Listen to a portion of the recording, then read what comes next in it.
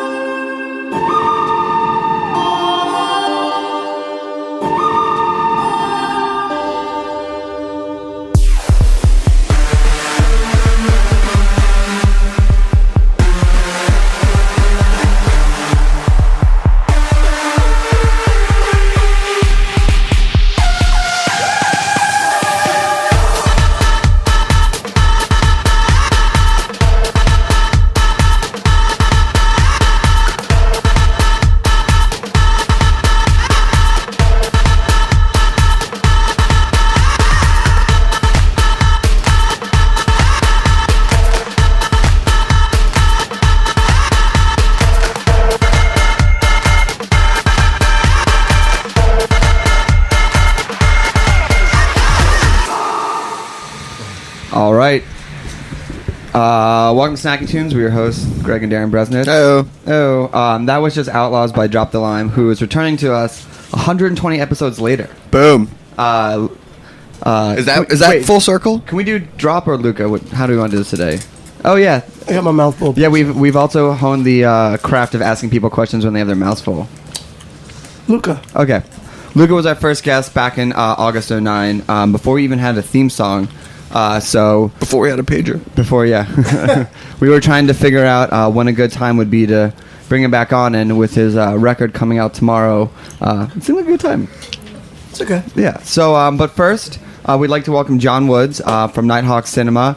He's Thanks a co-cinema director. Welcome to the show. Thank you very much. Thanks for pizza. Yeah, thank you for actually opening up a movie theater in Williamsburg. Yeah, we're all super happy about that. Yeah.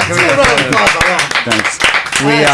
Because before that, the closest option you had was hopping the L train to 14th, which is the belly of the beast, I would say. Or you After could the Commodore closed. Yeah. Oh, yeah. Yeah. And then you could hit BAM, but you guys, but now it's a bit of a hike. It's a bit of a hike. None of it is as good as that. And we were talking before how it's kind of like the perfect first date where like drinks, movie, dinner, and you can kind of, and if you're kind of nervous or like shy, you can kind of roll it concise, onto one. Yeah, you don't have to have any of that weird like walking time where you got to have conversation. Good talking points with the pre-show, and oh hey, what do I think about this? Yeah.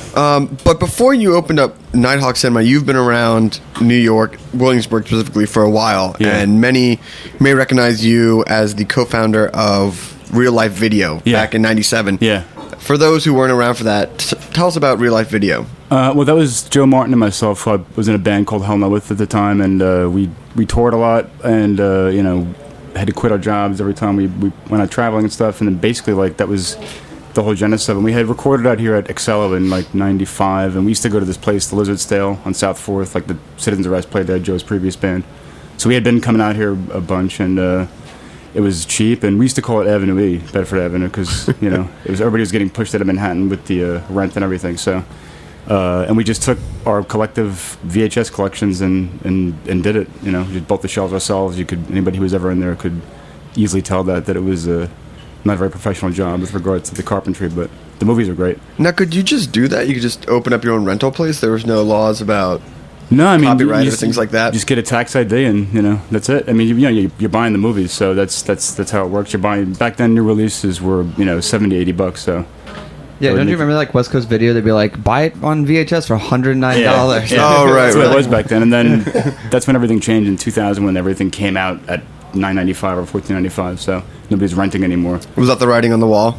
Well, it came a little bit later. Yeah. Yeah, that was like late, probably like 06, 07. I kind of saw it was not really something that was built for the future. So I had I wanted to do something like Nighthawk is, for a long time, but I just didn't. It was the kind of thing where I didn't have the resources to do it the way that I thought it needed to get done. So I had tried for a couple of years, different people and different places and everything, but it just would kind of fall apart. And then I met Matthew Vera, who's the owner of Nighthawk, and we kind of, after I had kind of given up on doing it, met him and randomly, and then it kind of clicked, and it happened pretty rapidly after that. I mean, that building is perfect. So, like, what was it beforehand? I just don't remember what it was. It was a warehouse, and then everything on top is new. The only thing that's original is that yellow brick wall on the front. But it was I believe it was a warehouse.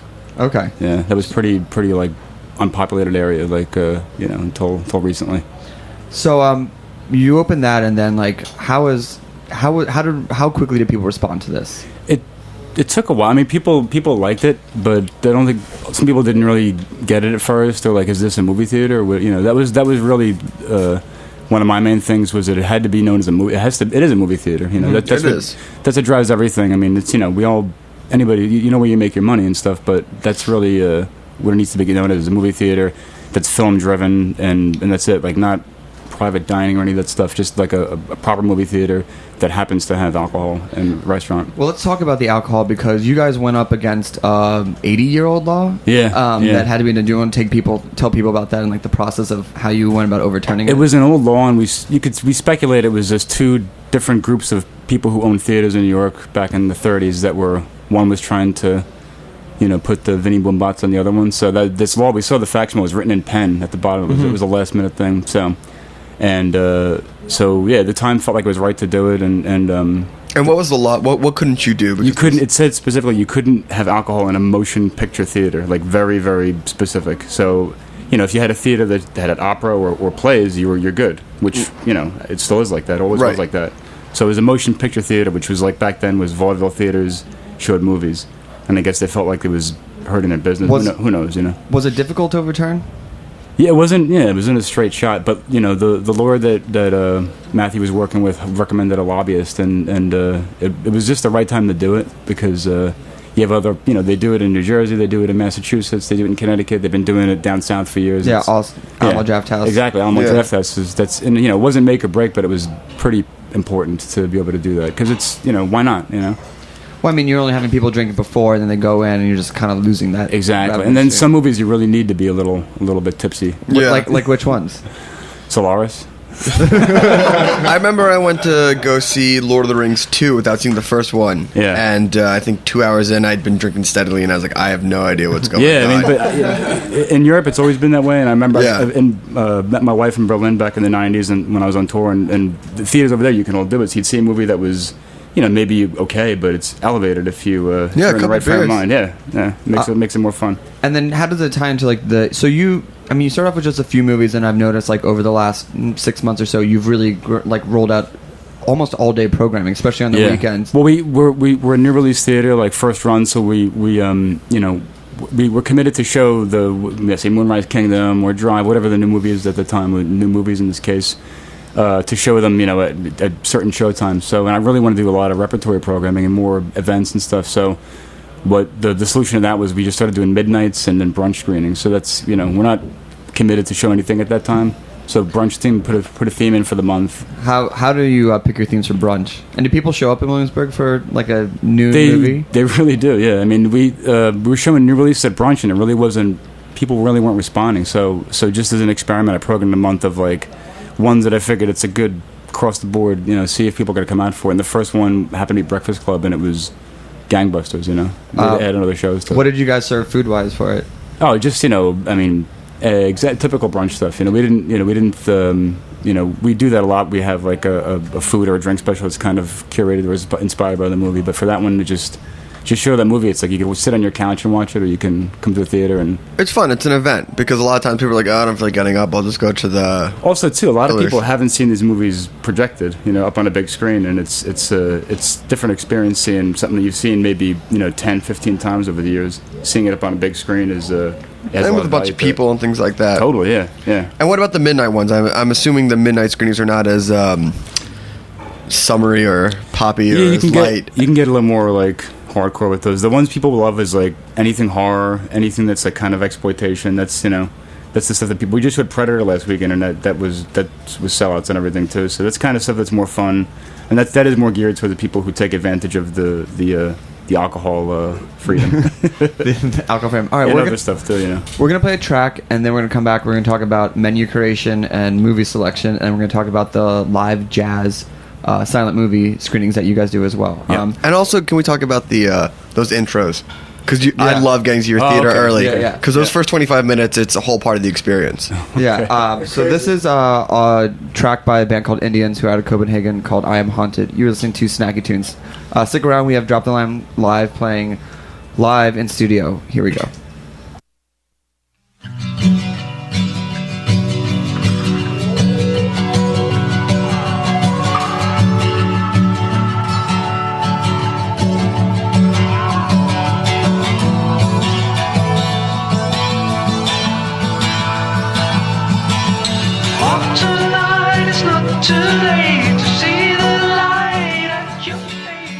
Today's program was brought to you by Fairway Market. Whether you are cooking for one or for a crowd, Fairway Market literally has everything you need for a fantastic meal. But if you don't feel like cooking, no worries. They cater. Check out fairwaymarket.com for more information, and be sure to check the new blog On Our Plate for weekly specials, health tips, and recipes. It's too late to walk away. What's the hours they see come, girl? I'm haunted. Lots of fun in the dark. Come to me and walk too far. You took away the spring in March. You slip away, you will be watched. Slip away from my heart and hit the wall in my heart, girl.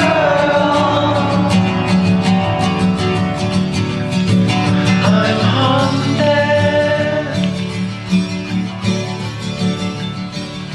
But girl, you'll be fine.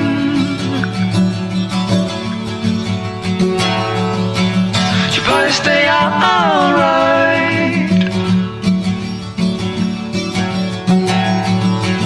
But girl, you'll be fine. You probably stay out alright.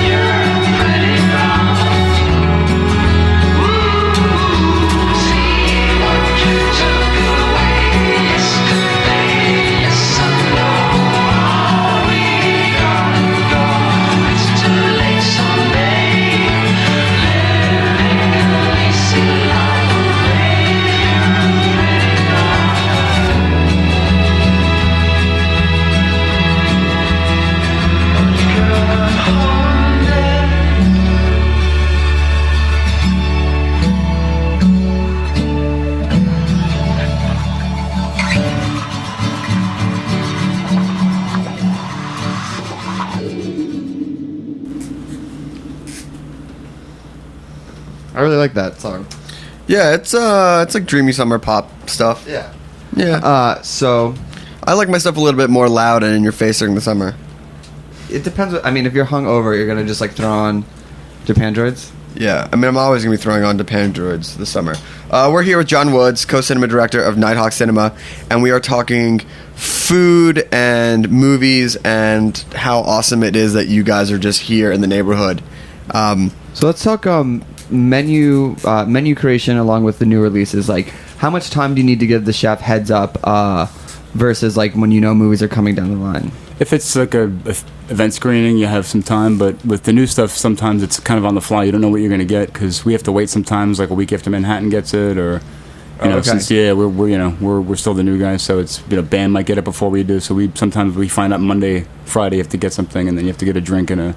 I mean, that's Is it like a democratic situation or the bartender's like, this is what we're gonna drink and this is what we're gonna serve? I make suggestions with regards to naming it. That's a lot of fun, but I'm not a professional chef. Give us some examples of movies and the drinks and food that was inspired in the names, because they're always good puns. Well, the drive. That's the drive. We still keep it on there. Yeah, I was gonna say Gosling's rum and Gosling's ginger beer. So it's so amazing. That was kind of that blew my mind. Yeah, we didn't think very long about that. We're gonna do a thing in August. We're gonna have Smokey and the Bandit with a live band. The Gentleman Callers play before it. We're gonna have maybe a bucket of Coors and then grilled ham and cheese. On Texas toast, something like that. Let's talk about the live music, because you did the first one. I think was with Buster Keaton. That was one of the first ones, right? Yeah. Just tell people. I mean, it's just amazing because you have the live. They play live along to it, and it's kind of the way they used to do it with piano player or whatever. But having the whole band in there, we had a guy Hayes Greenfield does some of them, and then the one that Morricone Youth did Fascination. That's the Jean Rollin, like French lesbian vampire movie, and that's the one that people really. I love that genre. Yeah, it's such a good genre. French lesbian vampire. Yeah, I know you are. It's kind of a general one, but yeah, there's a few films, but they've done stuff before. They did stuff for Fascination. They did something for a movie called Sunrise, and hopefully we're gonna have them in August do that animated French movie Fantastic Planet. So it's as long as it's visually oriented, then it's great because it's just it's a unique thing, and it's with silent films and other things. Fascination is a silent film, but you can just turn the subtitles on, and they kind of weave in and out of the original soundtrack and everything. So, do you like the curating the more obscure movies versus the main blockbuster ones, or are you sort of split down the middle? I mean, one thing I learned with the store from having the store is that it's more what plays, what people like. It's not about my specific taste. The stuff that I love, that I really love to watch at home, or what do you love?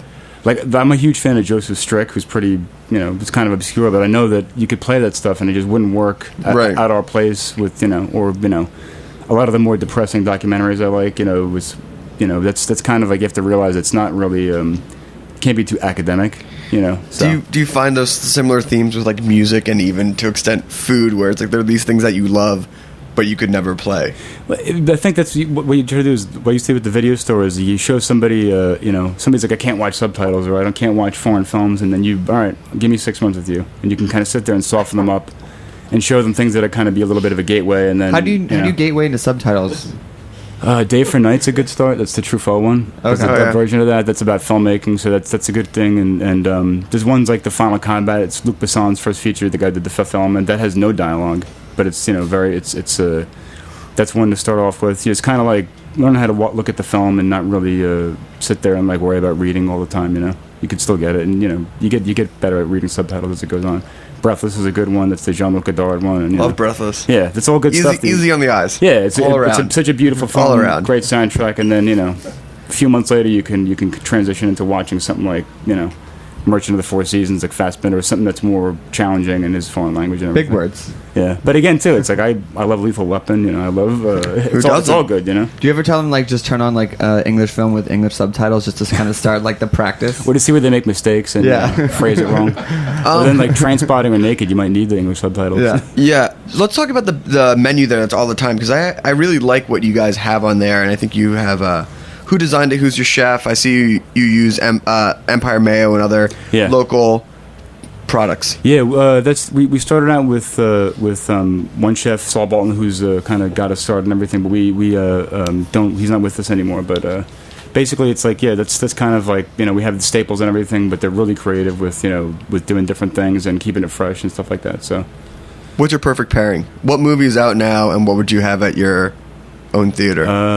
Moonrise Kingdom and a carafe of wine would be a good combination. That's a perfect date. Yeah, That's yeah. a home run. Yeah. 2 crafts of wine, right? Yeah, or a full bottle. A full bottle. We could do that too. So let's talk about the opening segments, because I actually come early. I come Okay. early to watch. This is the real in the 20. But you're usually in the 25 or 35, right? You guys have long openings. Yeah. Well, basically the pre-show is like it's a home for stuff that relates to the feature somehow, whether it's a short film or like maybe the director did a television commercial like years ago, or a music video. So or even if it's not anything as that literal, it's something that's the goal is to have the person, whether they've seen the movie or not, to have like some information about the film. Whether they get it or not, they're going to get it once the film starts. Something that relates to it in one way or the other, and it kind of just makes the experience better. And also too, it's one of the main things is like short films. I judge in the film festival for a long time, and there's great short films out there that you see year after year, and you just know it's like, unless the director makes a feature or gets something out on DVD, you're just never going to see that short again. They don't get seen outside of festivals that much, So to show short films that are really worthwhile, like in a theater, to a non-festival, like non-filmmaker crowd, it's great, Now, do you own a lot of this material, or are you pulling it from YouTube? It's really people approach us with stuff like a lot of filmmakers and everything, and The obscure commercials and things like that? that stuff. I mean, we wouldn't take something if we thought that somebody owned it. And again, we're not charging for this stuff. It's free content. You're not on trial here. We're big fans. Okay. Yeah, no. Huge fans. No. You never know. Huge who fans. you're sitting down with. But I saw the one for Drive was also like exclusive one, like all the chase scenes, like And including that one-shot driving scene through is the streets of Paris. Oh yeah, that's What was that from? Claude Lelouch. It's a movie called Rendezvous, and he had a camera he wanted to test out for a movie called Le Mans, with Steve McQueen. Yeah. So he just strapped a camera onto his Mercedes, and It's nonstop. and he blows lights. It's like you watch the thing in the theater, and it's pretty incredible. and there's no sound, right? No. Yeah, wait. Well, there is sound. There's the car. the Well, motor. The motor. No, but I'm saying, but we there's no- put a there's track no- over it to kind of make it a little bit less, more palatable for. But he's just it's Yeah. amazing. There are definitely times when I wish I knew what I was watching to take notes and go back and follow up on that. Yeah. Well, you could always ask me. That's true. Well, now that we know each other. Yeah. So what do you have coming up for the rest of the summer? Beat the heat with you guys at Nighthawk, right? The theme for brunch this month is July is Screaming Big Screen Technicolor, and that's like Forbidden Planet, Leave Her to Heaven, like these older movies that were all shot in Technicolor, which is Amazing. just up on the screen. It's pretty gorgeous. And the midnight theme is Hot Town, Summer in the City, and that's like Taxi Driver, 48 Hours, The Exterminator. That's the real like kind of sweaty urban. Makes you feel hot. Yeah, exactly. Good stuff that's midnight. That's kind of something that fits for midnight. And what blockbuster are you looking forward to the most this summer? All franchise, summer. all everything. It's hard to say because I don't know like what we're going to be able to get. Yeah. But More personally. I'm looking forward to Django Unchained. It's the Tarantino. Oh, that looks That's great. not until Christmas, but that's the one that I'm actually most thinking about right now. That's really That good. looks really cool. So there's a trailer out there for it now. That looks really cool. Predictions for final Batman installment. That's a tough call. Those things are such feast or famine affairs. Those Batman movies, they're either. I mean, I love The Dark Knight. The second one I wasn't so keen on, so hopefully this one will be a good one. You can never tell what the middle piece is. How Yeah. they play into like the final ones. Like you never know Yeah. where they. Yeah, I mean, look at Empire Strikes Back and Return of the Jedi. Everyone saw like Empire Strikes Back and was like, or The Road Warrior and Thunderdome. yeah, they're that's like, fuck these movies, and now they're like, oh, humongous disappointment in my life, personally. Really? Yeah, Is yeah. that up there? Top 5? It's beyond movies. It's just a huge disappointment. all right, well, thank you for joining us. Thanks a lot for having me. Want to give people the Nuts and Bolts website? Yeah, it's www.nighthawkcinema.com, and we're located at 136 Metropolitan Avenue between Berry and Wythe. And don't forget, Nighthawk is NITE. NITEHAWK. and Correct. also sign up for the newsletters because I get them and it's Yeah. pretty great. It's Newsletters, really- you can find out what we're doing. There's a blog you can get posted to. We should post content on there all the time. So And I think everyone here can sign off that it is a great date spot. Yeah. I think Fantastic. so. If I get to go there more Fantastic. often, I could give you some reconnaissance, but I don't think I've seen very many movies there. And you guys have any plans to do, full tasting menus paired with movies and Oh things yeah, like yeah. that? We just check the website. We have a lot of stuff coming up in the late summer, early fall. We're going to be doing more food oriented stuff for sure. There's a big event in September. We're going to be unleashing soon. So Awesome. Well, we'll check with Liz. Shout out to the PR person. Shout out to PR person. Always shout out to the PR people. What do we got going on? I just want to let people know about the Criff Dog Classic. Oh, it's going to be crazy. So this Wednesday for 4th of July, Roberta Headquarters is hosting the first annual Criff Dog Classic.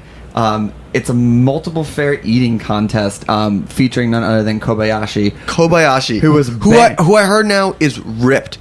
I heard he's like jacked. Wasn't he always? No, he was like doughy. Was he? Yeah, now he's. For those unaware, he was It's hard to he compete with Joey refused. Chestnut's physique. Yeah.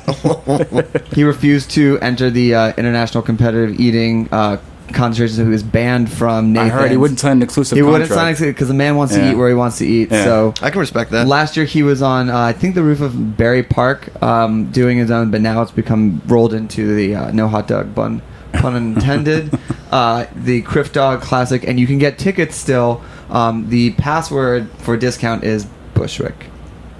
You seem so disappointed, but where is it? It's here. It's at Roberta's. It starts at 11 a.m. The eaters are called at 11:30, so it's an early one. But And there's you can enter the mini hot dog eating contest. yeah, you can. I mean, it's a whole day. Maybe not for the kids. We'll be DJing. We'll be DJing and drunk. Can you DJ and enter?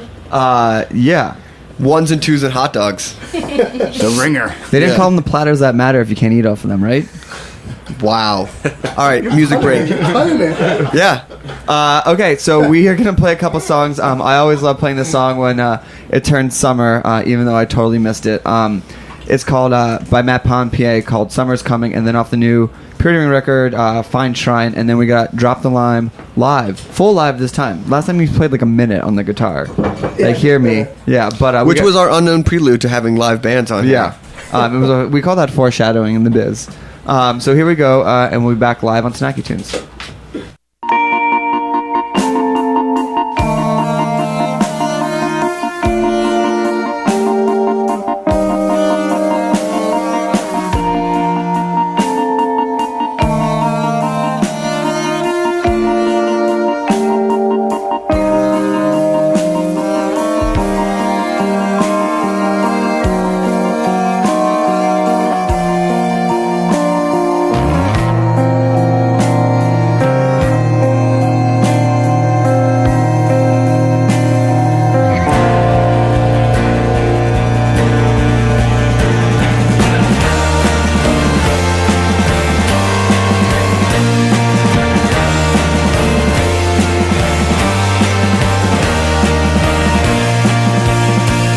The summer is coming, the ocean stand clear of the heat and high water. Don't see but you hear the porch light gives off small lit circles. How you could say nothing, you wake up in water, you know where you've been.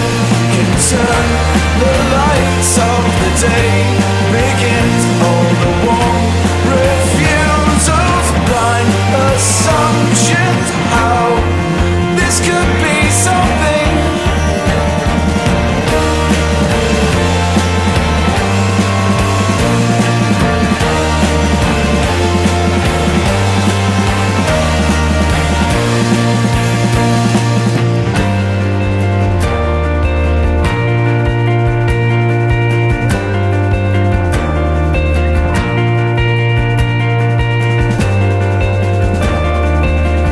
Cutting corners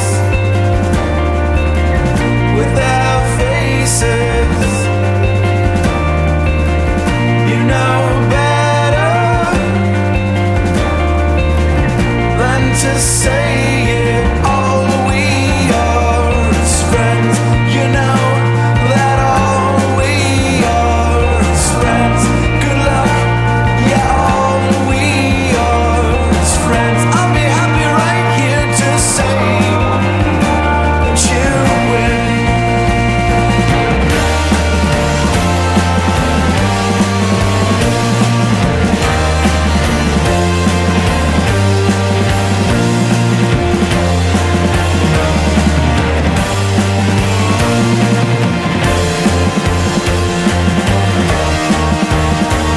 The summer is on us, the handle is hers.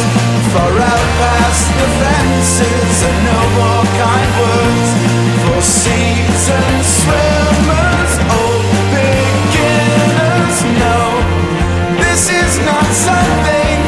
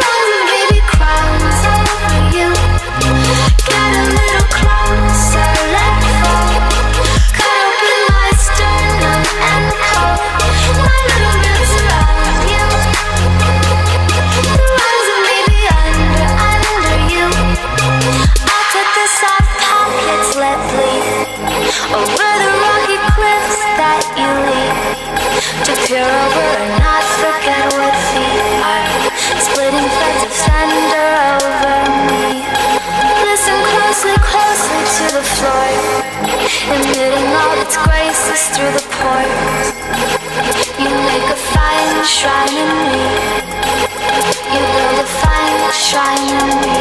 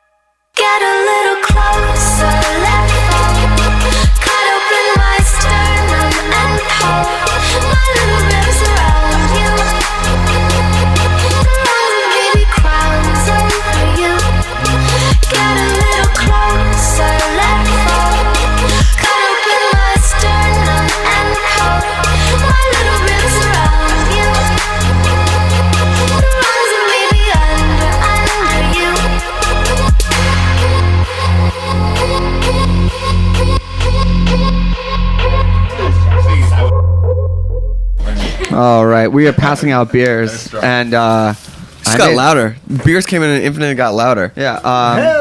So. Hey, was that a remix? Was that a remix last time? I put my own drop in. Yeah. Speaking of drops, we got Drop the Lime. What? In studio. Welcome back to the show. Only about a few years later, but 25 years later. yeah, it's weird. We just came. We might hang out because like nothing's going on, right? Nothing. Not a damn thing. I was chilling on my couch. I ordered Domino's, but then I was like, what am I doing? I should go to Roberta's. Yeah, and then you're like, I heard you were in the second hour of waiting in line to get in the McCarran pool. Yeah, I was at the end of the line. You're like, End of the line. Did you drop the line? I did. I dropped the line. I got my... Look at me. I'm in my shorts, my flip-flops. I've never I'm seen in my flops. swim gear right now.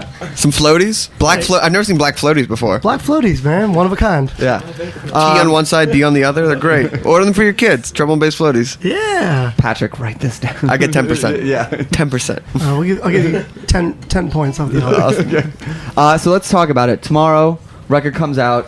Big day. Big day. Like 10 years later. 10 years later. No, I mean, let's. Okay, so when you were here last, Hear Me was the single. Wow, yeah, that was a long time ago. So, and if anybody wants to go hear Luca play acoustic version of Hear Me, you can go back to our very first episode and hear it. I don't know if I want to hear me. You didn't.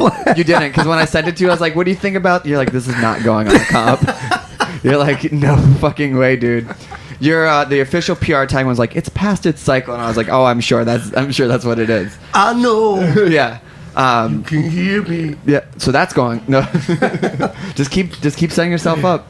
So let's talk about what happened. Just take us through. Yeah, let me take you through. I refound my love and passion for rockabilly and blues. I mean, I started out playing guitar, so really the whole DJ thing took over, and then I wanted that human kind of rock and roll attitude back into my music. So I started playing guitar again and adding it into remixes. So it was like I did a remix for MNDR, for Willie Moon, and after doing these remixes, I started making original tunes again. As someone who's known you for a while and seen your path, like you definitely could have just continued on that path that you were on, like the 4x4 wobble type of room. But like, what was the decision where it's like, did you see like it was just you fell in love with it, or you saw like it could only go so far? Like, what was the decision as an artist to change path? I make music because I love music, so I'm constantly inspired to evolve. So I'm always taking in whatever's new. I'm always hungry to find whatever's new and changing the game, changing sounds, and that's always an influence on me. So it's just only natural that I'll evolve forever. I mean, in 5 years, I probably will sound a lot different than the way I sound now. How has fan response been to the change? Oh, it's insane. I love it. I've stirred up a pot of boiling madness. Yeah, like I've got like so many new fans who didn't even know I existed, and then I have a lot of fans who. I mean, I'm really lucky because I have such a unique approach to music and constantly changing and pulling from different influences. I'm lucky that I have diehard fans who will follow me, and they're always very supportive. Have you gotten any haters? Oh, of course, everyone's got Haters gonna hate. Haters gonna hate, and Second and single you know off what? the album. You know the joke's on them because they're putting a lot of energy into hating. A lot of energy It's into still hating. attention. Still attention to Yeah, me. that's true. Let's hear a song. You Haters? got that? Haters. Haters. 4th, 5th, and 7th track off of the new record. It's a little ditty called Bandit Blues.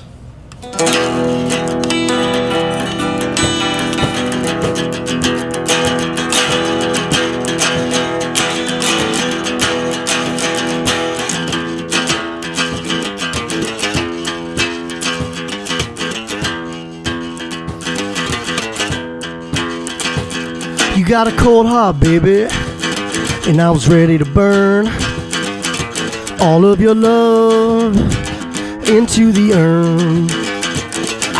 Ashes to ashes, bones to bones. My fever runs dry, 'cause your heart is so cold. This city's falling down on me. Oh,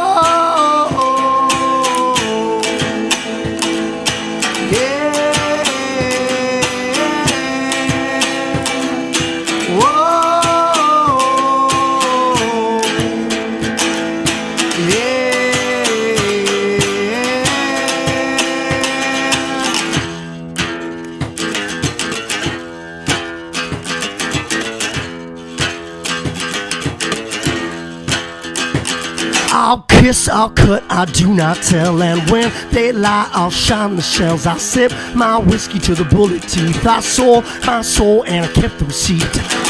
Your lovin's got sting, your lovin's got soul. And all I keep asking myself is why I want more. This city's falling down on me. Whoa.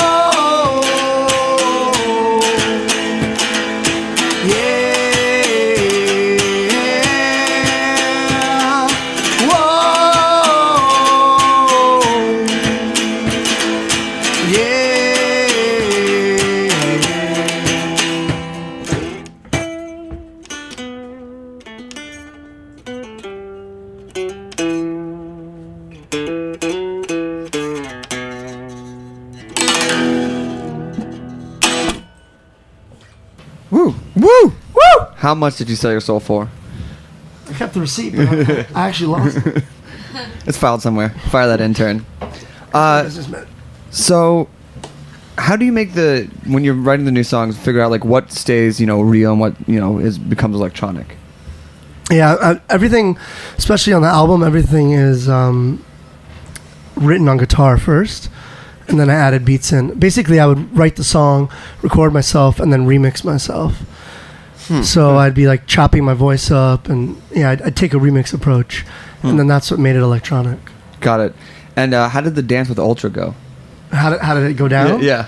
It's pretty crazy. Like we've been dancing for a while, and I think I released Hot as Hell single. It might be 2 years now.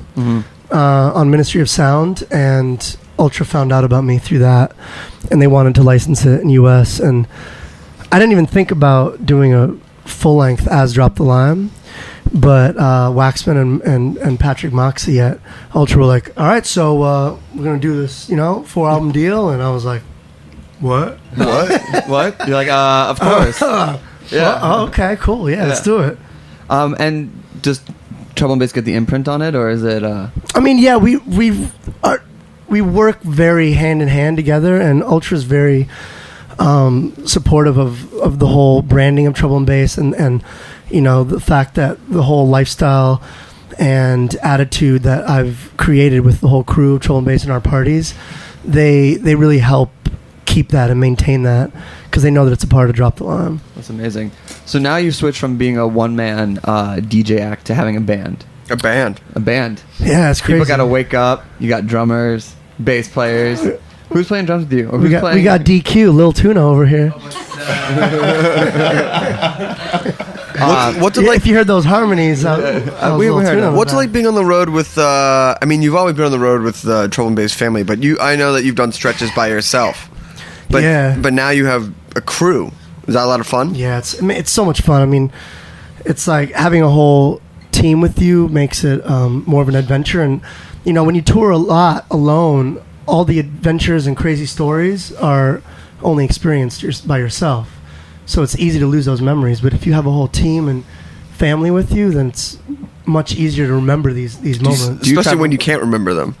Especially, yeah. Do you travel with a scribe? Write this down. Write this down. Write this down. How much fun am I having? It's important. It's important to document everything. But do you still take the charge on food? Oh, food is Tell me some food. I mean, mean, so for Luke and I, food and cocktails. yeah, Like- yeah.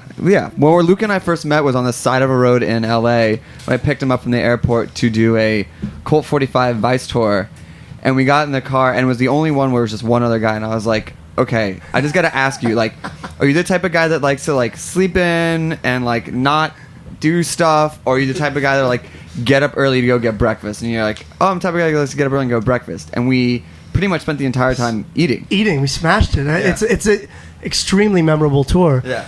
I mean, And shout out to Miss Ann. If you're in Atlanta and you can go to Miss Ann's Snack Shack and go to the Ghetto Burger, like it is I cannot believe phenomenal. if she's not there, she's not going to be there pretty soon. Yeah, It's the best. I remember us. It's like a diner. Yeah, This place holds maybe it holds 9 people. 9 people. 4 on one side, 5 on another. Yeah, and she's cooking behind the counter. And I remember you and I went, and we weren't sure. Do we wait outside? We waited outside. We walked inside, got yelled at. Went outside. Very strict. Was it one of those places where you knew you didn't know the protocol? We It were was so clear. So we were like, It was so clear. Walked in. we were not Get out! aloof. Yeah. Are you serious? Get out. Yeah. Okay. Get out. It was literally like 90 minutes to get a burger each. But- from like when we showed up to hand. 2 big hand Patties. patties. Woo! Bacon dropped in by hand, pulled out by hand. She had like chili, fries, lettuce, tomato, and it was like $7.25. Yeah. And then we crawled to Treasure Finger's house and coma out on the couch. We had to go get salads that night because we were like, if we eat a salad, this will like help get some of the Cancel out. Yeah, it'll cancel Our out. arteries were Our arteries were like red ants. It was a mess. I want to hear another song, and then when we get back, while you're playing, think about some like the food adventures with the crew. Oh, definitely. Yeah. We definitely had some. Okay. You're listening to Drop the Line Live on Snacky Tunes.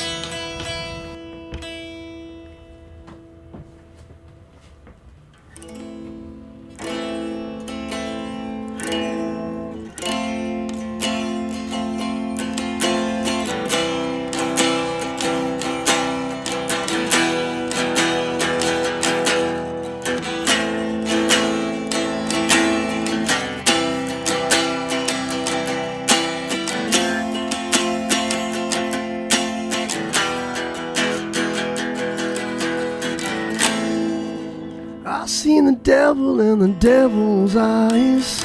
It's been too long since I've seen the sunrise. Let it bleed right down into the night.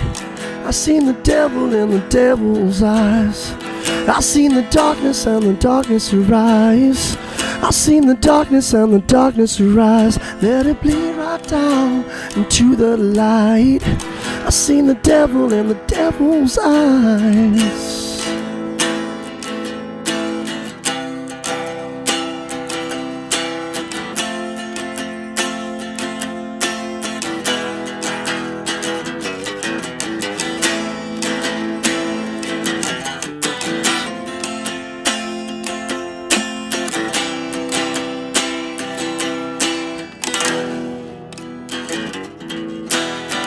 I've seen the devil in the devil's eyes. It's been too long since I've seen the sunrise. Let it bleed right down into the light. I've seen the devil in the devil's eyes. I've seen the darkness and the darkness arise. I've seen the darkness and the darkness arise. Let it bleed right down into the light. I've seen the devil in the devil's eyes. Can't you see? angels have run into the dark and out of the sun. Open your eyes to the stars, into the night, and last forever.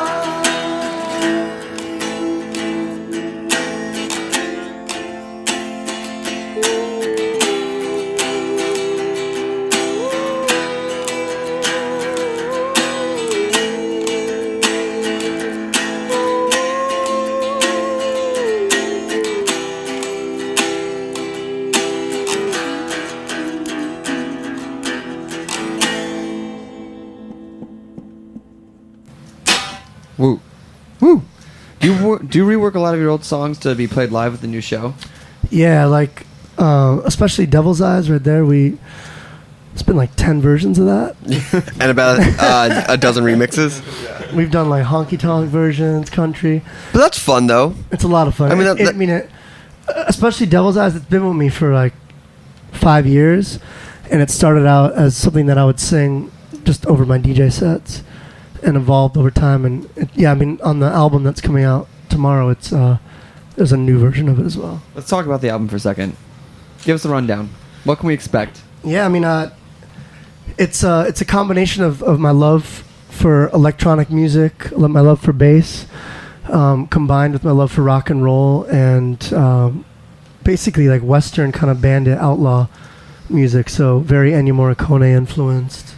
Now, is this like a new side to Persona, or is it just incorporated into the current Drop the Line? This is something that's always been me. It's something that I never felt comfortable or ready to incorporate it with Drop the Line, but it's always been Luca. It's always been. So it's a progression, unless it's a progression, not yeah. a side project. Are you still a villain in your own story? I'm always a villain in my own story. All right, so let's talk about some food adventures that you've had with the band. Let's do it. Well, I don't know. I know you're a big fan of Italian food. Huge fan of Italian food. I heard you like Italian. I like Italian. You know what? I don't like it out so much. Okay. You like cooking, I right? like cooking it. We're going out. I got a real good one. I got a real good story. That involves DQ. Okay. Involves drummer man over here. I think I know. Do you know which one it is? Is it tying up? It's us. Yes, it is. So, all right. So we did a tour. We did Stereosonic tours, the live band in Australia.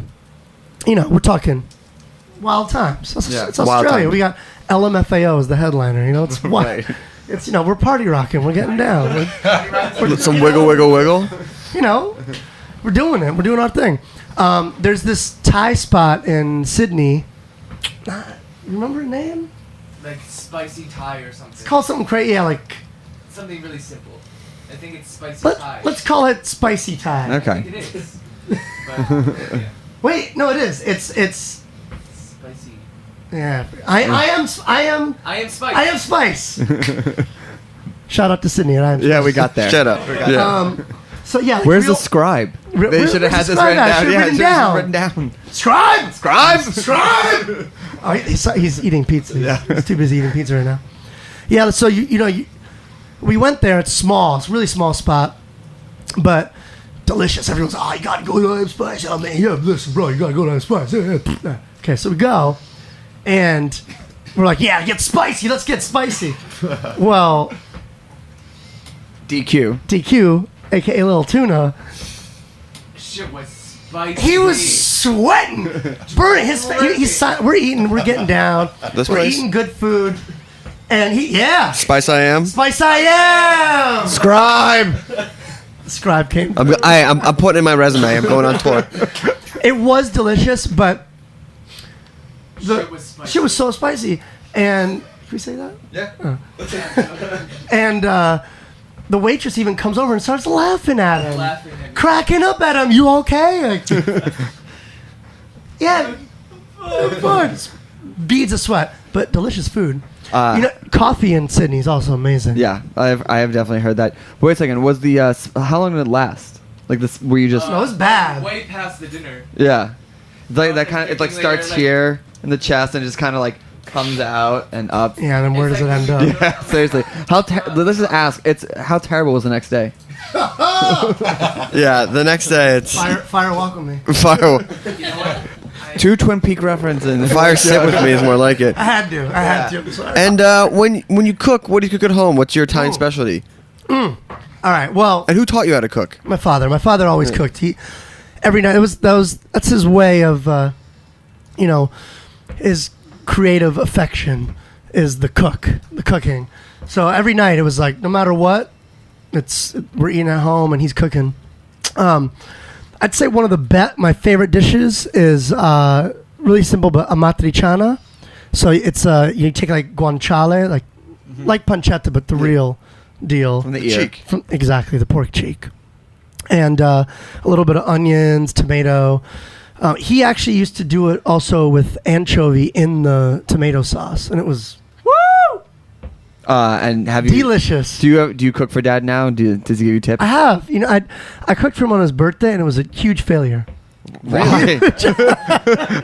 Huge. He got a new. They recently moved to Williamsburg. They joined the hipsters. Wow. My 70-year-old parents. They're still in line for the pool. Yeah, they're at the pool right now, Holding your spot. listening to our show on their iPhone. Yeah, We actually do have an iPhone app. well, you need to talk. Are you about serious? that. Yeah. Heritage Radio? Yeah.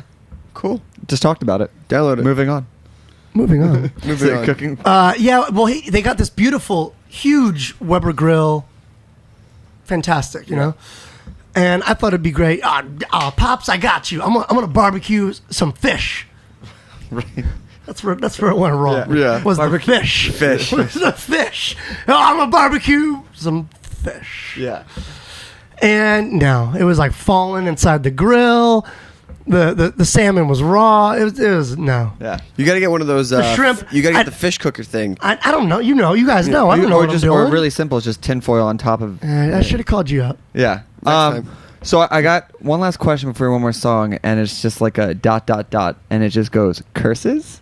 Oh yeah. Because I heard things. There's some things. Okay. We that can talk it? about it off air. There's but some things. Is that all we're gonna get on air? There's some things with marble. Travis Hayden, our good friend, said he saw you play your Curses Techno set at WNC, and he said it was one of the best sets he's ever seen. Wow, really? Yeah. But thank you, Travis. Yeah. So just Yeah, it's it was fun. That was a lot of fun. not to say that you don't have a record coming out tomorrow and a full tour and everything, but as we know in things, it's just always. Will you be reworking the deep end for a new set? It's funny you say that. I did rework the deep end. Really? I did. It didn't make the cut. Didn't make the cut. Didn't make the cut. Gotta kill your I like babies, that. right? I could say that now. Yeah. No, deep end. No, didn't make the don't cut. make a cut. So before you play us out, what are all the nuts and bolts? Where can you go be a troublemaker and all that stuff? Yeah, come and be a troublemaker at troubleandbass.com. Come and follow me and buy my album tomorrow. Can I say that? Am I allowed to Yeah, say you that? can say that. Yeah. Where can they get it? Well, Ultra Records Boom. are putting it out, making it magical. Go to iTunes, go to Beatport, go to Your Tunes, My Tunes, Her Tunes, Our Tunes. And then record release. Record release party July 14th Can the average person get in? at Le Bain Le Bain? or Le Bain, as us New Yorkers But call the pool it. won't be open, right? The pool will be closed. The pool will be open. Oh, it will? Oh, it'll be. Wait, enter the pool. Come on. Album's called Enter the Night. Enter the pool. Enter the pool. Yeah. All right. What are you gonna take us out with? I have no idea. Okay, cool. Thanks for listening to Snacky Tunes. We've got Dive live in studio next week. And don't forget about the Criff Dog Classic on July 4th. Tickets available. Discount Bushwick. And And if you ever gotten the Snacky Tunes comp, yeah. get the Snacky Tunes. Snacky live. Tunes, just go to fotpnyc.com and you can stream it or download it. And yeah, it's awesome. It Lucas, is thanks for awesome. joining us. Thank you for having me. It's been a lovely pleasure. It's always a blast. Yeah, And big shout out to Nighthawk and John Woods and everybody. Yeah. Seriously. Huge. If you Huge. live in Williamsburg and you haven't been to Nighthawk yet, you're blowing Blowing it. it. They have They definitely, saved my- they saved it. They saved my it. winner. Yeah, they They literally saved my winner. It was, I also saw Prometheus on the smallest screen as possible. But it was fun. But then you got a IMAX. but then they gave me a free ticket. IMAX or Screen 3. Well, people used to tell me about With booze. theaters in LA where they would have tiny screens because they were just to have a movie theater. Yeah. But it doesn't matter. I drank a couple beers. It was great. Yeah. Face suckers and engineers and Don't I said- don't give it away. all right. Yeah. Okay, Anyway. take us out.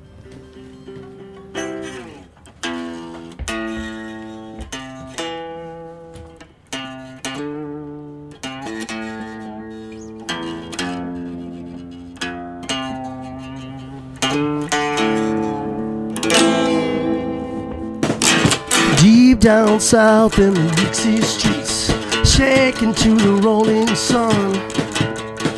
Round and around, let the river run deep. Hey, I'm not the only one.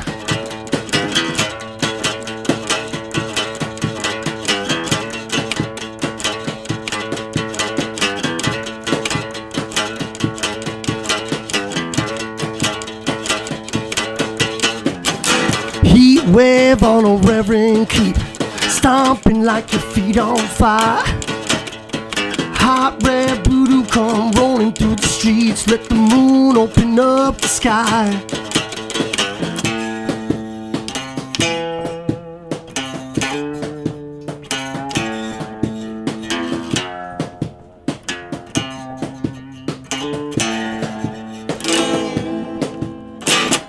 I'm not the only one. Oh no, I'm not the only one. I've seen dark, dark days and cold, cold nights, but hey, I'm not the only one. I'm not the only one. Oh no, I'm not the only one. I've seen dark, dark days and cold, cold nights, but hey, I'm not the only one.